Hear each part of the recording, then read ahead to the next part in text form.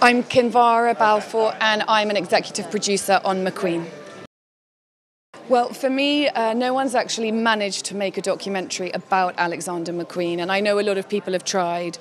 There's quite a close-knit circle around him that are quite secretive about him, but the story needs to be told and is a beautiful story to tell. So Ian and Peter, the directors, have managed to brilliantly bring out the tale, and my job was to just bring a few people and coax them in to come and speak about their friend in an honourable, respectful way.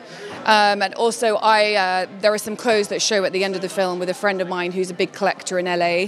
So I was able to bring her in and we got all these beautiful clothes out of her very, very special storage unit and had this amazing shoot with all his clothes. It felt like he was back in the room. And it's just really important that these things are seen rather than just remain in archives, I think. So, and for me, I'm just a massive fan of the brand and of the label and of the clothes. But it was really nice to speak about the actual man who makes them. I think it's just, for me, what I came away with, I've seen it quite a few times now, is a deep respect not only for fashion, but for British fashion. The idea that England produced this guy, this talent, and yes, he had a really tragic ending, and that obviously is something that no one can help. But it's a chance to look and realise what creativity can exist and how that should be nurtured and how that should be celebrated and how that should be probably taken care of a little bit more, if we can, in this modern world. If you've lived in England for the last 30 years, his impact and his influence on not only the fashion world, in music, visual. He directed music videos, he did art, he did so many other things.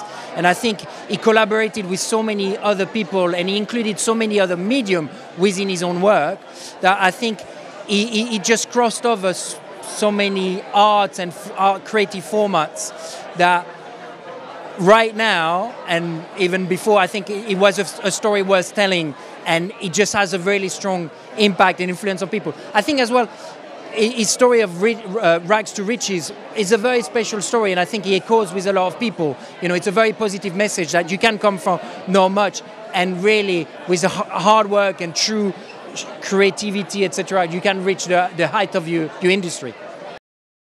And we're not making this film for a fashion audience because our feeling is that if we make a good film about Alexander McQueen, the fashion audience will come. But for us, what was really important was that we felt that McQueen was a completely unique person and an amazing spirit. And we really wanted to capture that and put that on film. We felt it was a very universal story. I mean, Ian was just talking about the fact that Lee came from a kind of a lower working class background, and he made it all the way to the top of the industry, an industry which is normally quite elitist. We think that's a very universal story, a very powerful example for people, and we want to bring people to this film that might have no interest whatsoever in fashion per se, but will just be struck by this rather extraordinary person and his amazing journey and the emotions that come with that, from the darkness to the joy. You know, we really think it could have been a 6-part TV series. But we always wanted to make a theatrical experience, a cinema experience. So we had to make hard choices from time to time. But I think the way we build the story and the emotional journey and what we chose, you know, we had Michael Nyman doing the soundtrack. I think all those elements made us capable of creating this very visual, theatrical and emotional journey for the audience. And as well, you know, all the contributors, we never treated the contributors as just people we interviewed for information. We always wanted everything they said had an emotional resonance with a potential audience.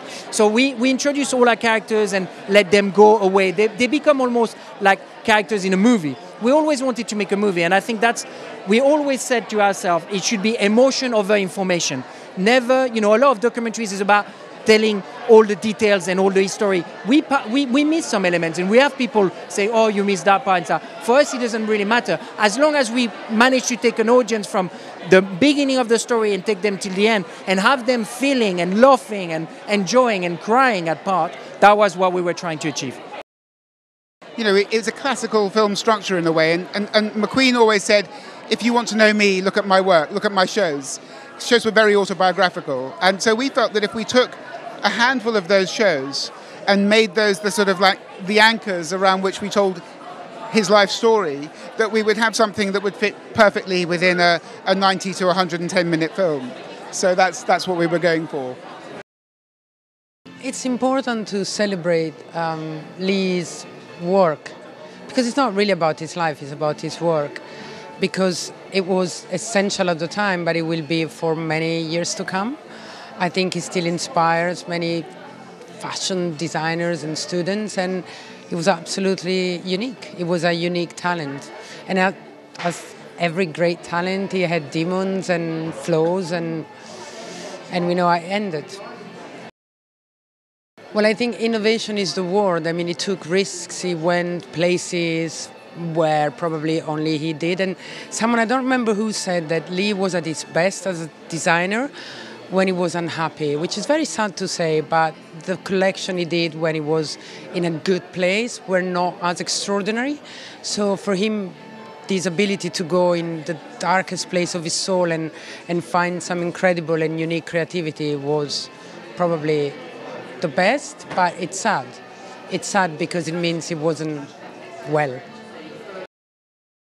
I mean, I think people are where they are because of their life and their choices. It's true that it can be trying, it can be a lot of work, it can be a lot of pressure, and when you're already vulnerable, it's not the best.